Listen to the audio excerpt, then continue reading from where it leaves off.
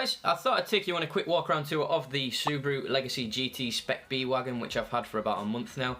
I haven't seen that many of them on YouTube or even that have been imported into the UK, so I thought you might want to have a quick look around, especially if you're interested in buying one of these. There isn't much material out there with information on figures and mods and stuff like that, so yeah, I'll take you through some tech specs first, and then I'll show you some of the modifications which were on this car when I bought it. So engine specs, there are quite a few different options for this car, but this one is a 2 litre EJ20Y, fitted with TD04 turbo, and it's a twin scroll setup. It does pick up really quick, and it's about 280 brake horsepower standard. It does have the 5-speed manual, this car, so I think a 6-speed conversion will probably be coming in a future video, and its curb weight is about 1450 kilos. There's a few things which have been swapped out, like seats and stuff like that, but it will be roughly about the same. For around about the same price, you can pick up an E46 330i Touring, but just so you know, the BMW does weigh 150 kilos more and is down by about 60 horsepower as well. I'm a big fan of all of the modifications that the previous Japanese owner fitted to the car, starting off with these 17-inch STI wheels, paired with the STI front lip as well, which could do with a bit of TLC. It needs glossing up a bit to get it back to brand new. There's only a couple of performance mods on here, and the first one being a HKS intake and the second being a 3-inch Apexi catback system, which sounds pretty good. The car is 16 years old. The paintwork isn't perfect, but you can't notice it from far away. There's a little chip in the rear bumper there. And also, when buying the car, I noticed that there was a bit of a curved wheel on the passenger front. So that was a bit of a bargaining tool, as well as the side skirt, which had a bit of a nick taken out of it. It's a bit of a shame really, because I'm a big fan of the side skirts. They kind of remind me of the E36 M3 with a twist in the end of them. So that's something I'll definitely be getting repaired. I'll probably do that myself as well, so I'll do a little tutorial video for that.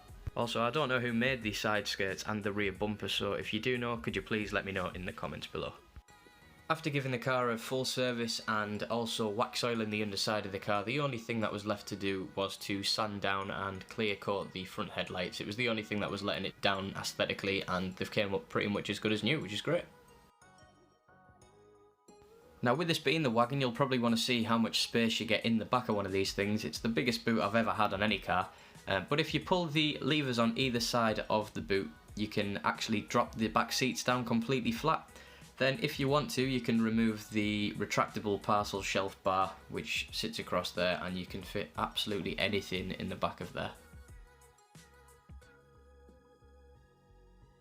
Some people might get put off by the sheer size of it. If you take a look at the side profile, you will realise that it is about a metre longer than a Toyota Aygo, but the rear visibility is pretty good out of the car.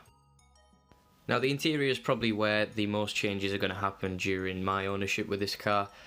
The car wasn't fitted with the standard sat-nav, which goes in this little compartment up here. I've just been keeping all the old receipts which I've been finding under the seats and stuff in there.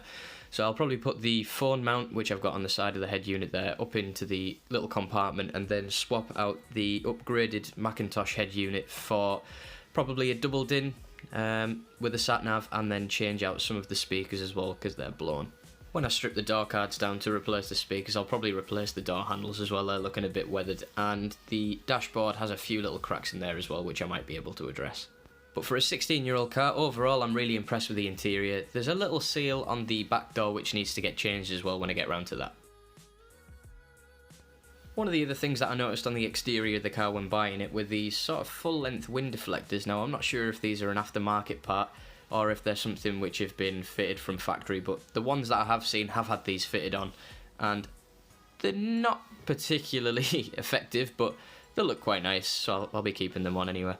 And if I just zoom back out here, you can just see, for a 16-year-old car, I know I keep mentioning the age of it, it doesn't really look its age at all. So if you are thinking of buying your own Legacy and importing over from Japan, this car was given a grade 4. It would have been given a 4.5 if it wasn't for the mileage. This is on 60,000 miles, 102,000 kilometres. So for around £6,000 or £7,000 you should get an example just like this one.